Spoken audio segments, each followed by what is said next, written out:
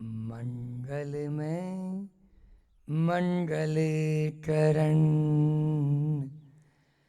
वीतराग विज्ञान नमो ताई जाते बहे अरहंतादि महान जो विद्यादि सागर सुधी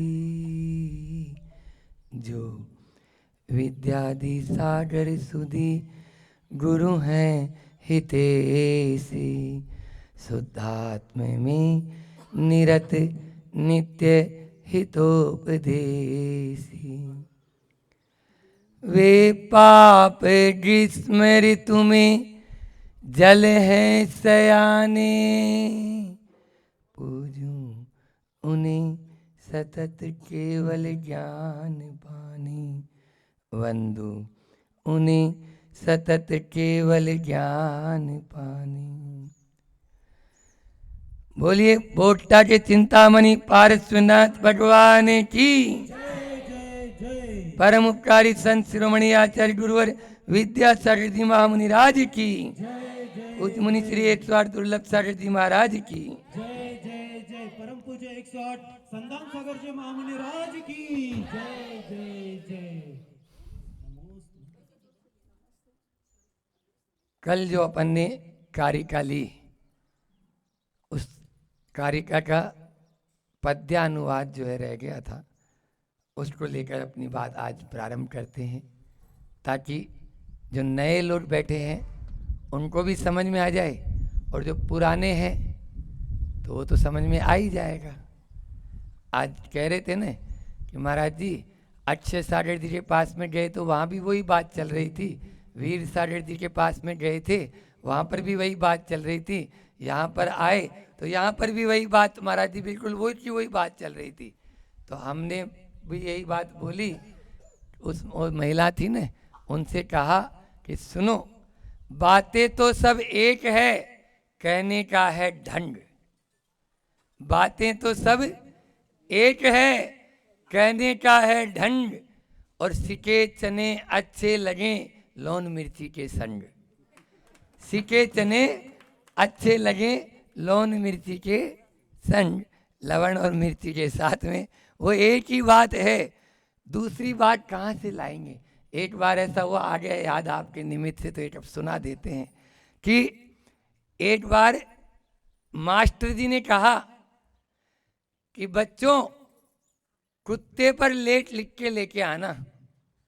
दूसरे दिन सब बच्चे कुत्ते पर अच्छा लेख लिख के लाए। सबकी कॉपी जो होती है अंक वाली तो वो जांची गई, महेंद्र जी भी बैठे हैं तो जांची गई। अब जो है माँ साहब जो है एक बच्चे को बुलाए, भाई तुम्हारा लेख मैंने मिलाया, पिछले वर्ष तेरा बड़ा भाई भी सेम ये का यही लेख, एक मात्रा का भी फर्क नहीं, मात्रा तो बहुत दूर, हलंत का भी फर्क नहीं, बिंदी का भी फर्क नहीं, ये क्या बात है? तो वो बच्चा बोलता है माँ साहब जी कुत्ता वही है तो लेख दूसरा कैसे आएगा? अनादिकाल से उसी पर ही हम लेट लिखते हुए आ रहे हैं और दूसरा कोई लेट नहीं है, वही चीज होगी। तो इस प्रकार से संसार में यही यही यही यही सुध परिचिदाणु भूदा सर्वस्वी काम बोध बंद कहा एयतस्वलंबो नवरी विहतस्य सुलो। यानी आज तक हमने बहुत कुछ सुना, आज तक हमने बहुत कुछ परिचय प्राप्त किया, आज तक हमने बहुत कुछ देखा। नहीं सुना तो क्या नहीं सुना, नहीं देखा तो क्या नहीं देखा, और नहीं परिचय पाया तो किसका परिचय नहीं पाया। बस उसका परिचय पाना है, उसको देखना है, उसको सुनना है तो नीचे हो जाएगा। कल अपन ने जो लिया था उसका पद्यानुवाद, अतः विचारो मन माही ऐसे स्वकर्म को छोड़ न अन्य कोई, देता किसी को कुछ भी नहीं है, निज आत्म का ध्यान क्यों न करूं मैं। कोई दूसरा किसी को कुछ भी दे नहीं सकता।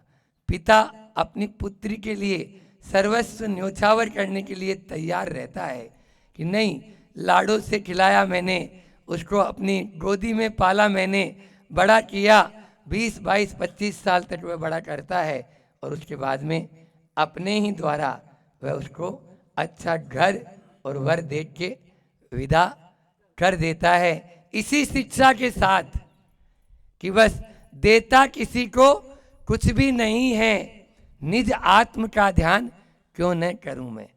एक दूसरे के कर्म एक दूसरे को फल नहीं दे सकते। यदि देने लगे तो इस पूरे ब्रह्मांड की व्यवस्था ही चरमरा जाएगी।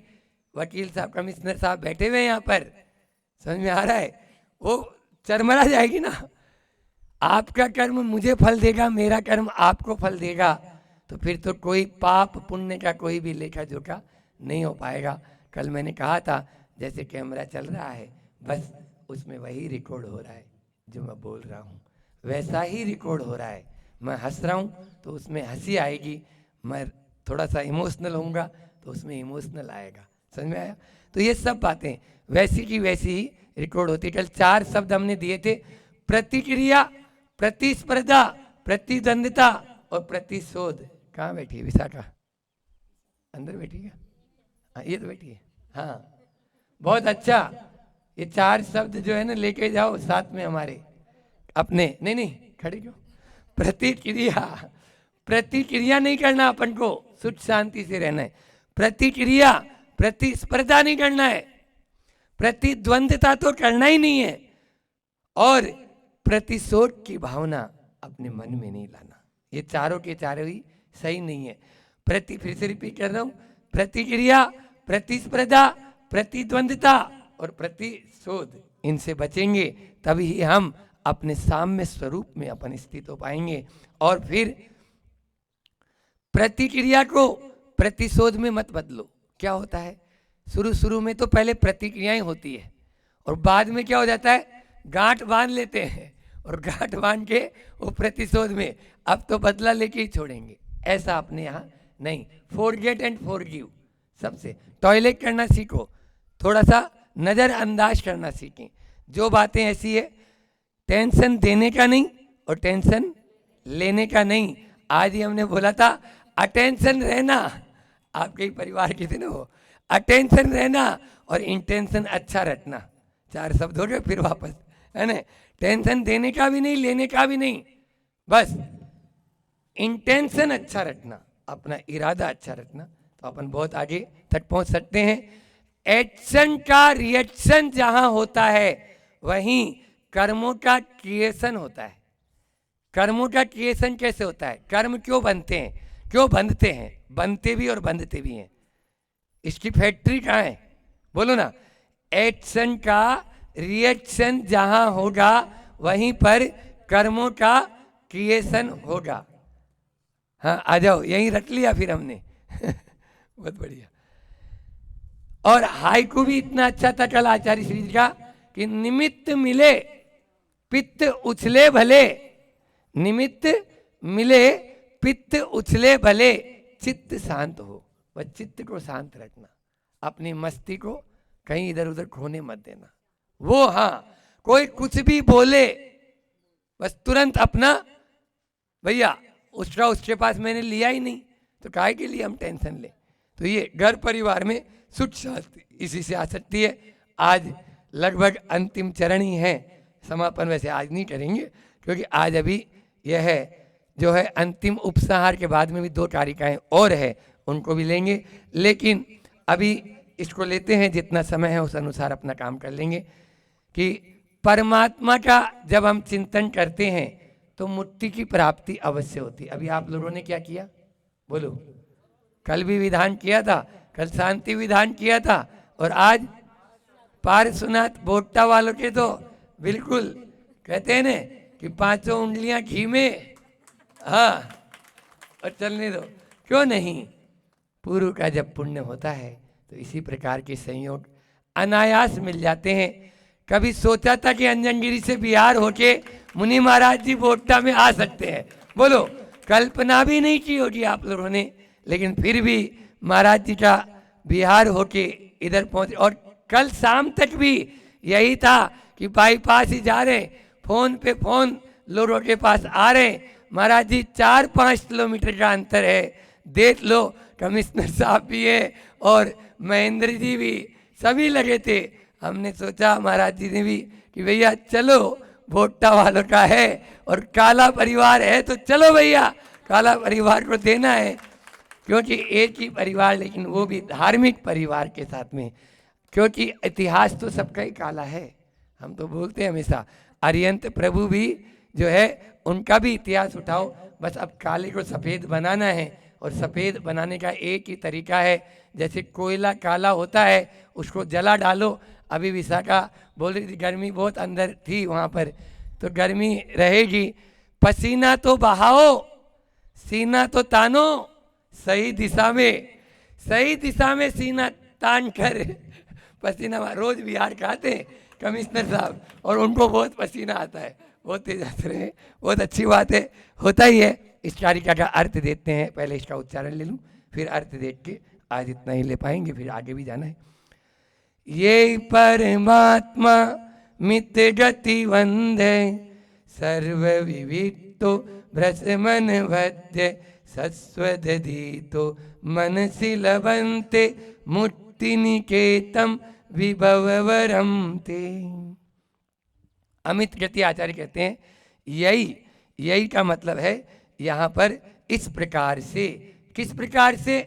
जैसे हमने 32-31 कारिकाओं में बताया वैसा। अब वो पूरे प्रवचन आपको अभी सुनना है, इतना टाइम भी नहीं, और वो सुनना होगा, या उसकी समरी अभी आगामी 2-3 दिन में बताएंगे फिर से।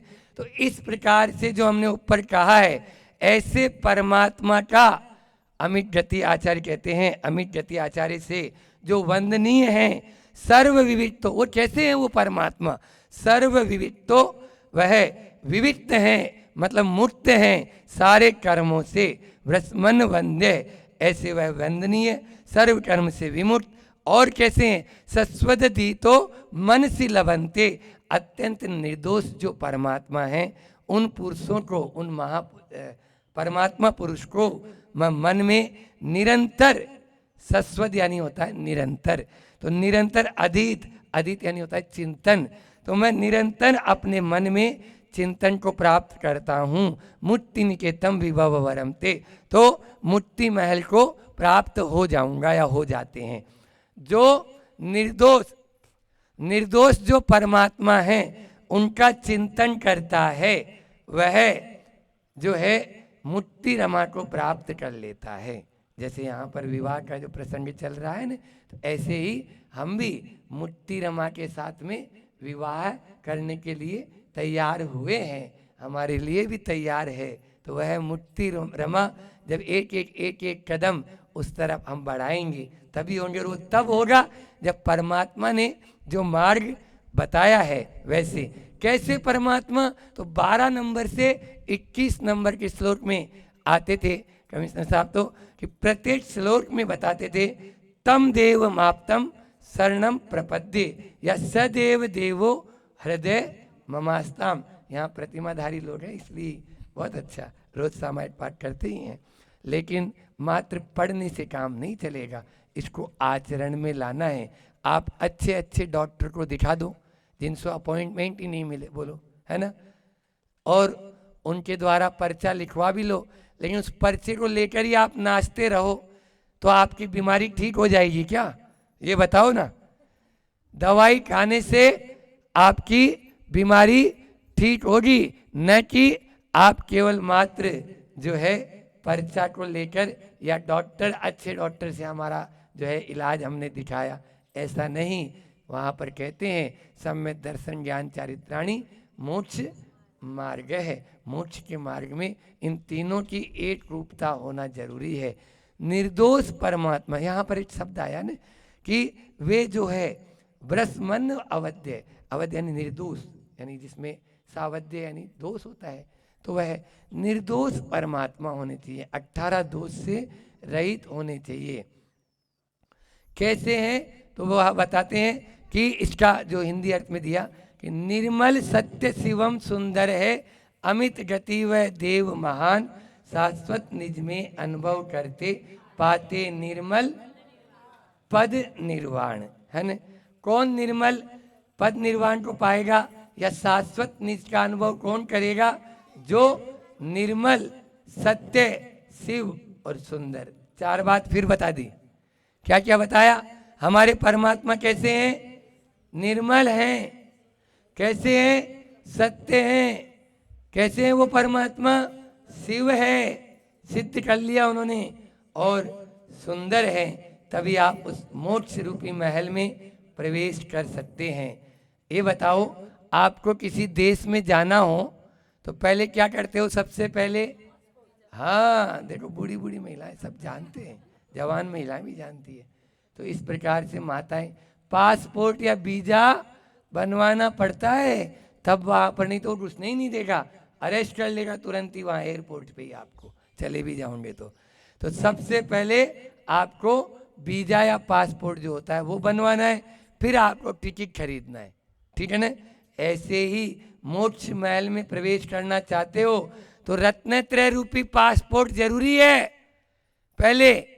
और अकेले रत्नत्रय का पासपोर्ट लेने से आप मोक्ष में नहीं पहुंच जाएंगे। फिर उसके बाद में कहते हैं, शुद्ध उपयोग का टिकट है क्या तेरे पास? चाबी? ताला कब खुलेगा? जब उसमें चाबी लगाएंगे, और चाबी लगाना जरूरी है। तो मोक्ष महल की चाबी क्या है? वह चाबी आप लोग बोलते हो ना, इधर महाराष्ट्र में जब से आए तब से आचार्य श्री जी का एक अर्घ्य चढ़ाते हैं हमारे विकास भाई भी। कौन सा? मोक्ष महल की चाबी अपने विद्या गुरु से पाई, ऐसे ही बोलते हैं ना। हाँ, अर्घ में सुनते हैं तो वो याद हो गया। तो वही, तो जिस प्रकार से ये चाबी कहाँ मिलती है? आचार्य श्री जी के पास में। आप लोग भी वह चाबी ले सकते हो और उसमें आगे बढ़ सकते हो। आचार्य श्री जी का हाइकू लेते हैं कि आचार्य श्री जी ने बहुत अच्छा इसी से रिलेटेड, इसी से संबंधित हाइकू दिया है। 17 अक्षर में पूरा सार भर दिया। इसको माला बना लो।